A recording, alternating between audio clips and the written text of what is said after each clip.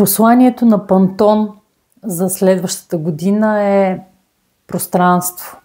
Шепот на спокойствие и мир в прекалено шумния свят. Така самите те описват новия нюанс, който избраха за следващата година, който е структуриран, неутрален тон на бялото. Точно като белия лист, точно като простора, в който човек си дава пространство за творчество, за идеи, за креативност и за прогрес.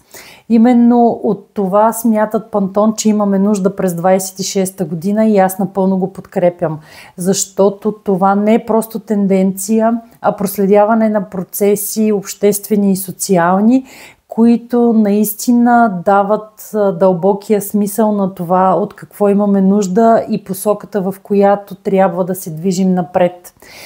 Повече за нюанса и как да го съчетаем в стила си и гардероба си от позицията на Styler Print ще запиша в следващото видео в близките дни. Следете канала!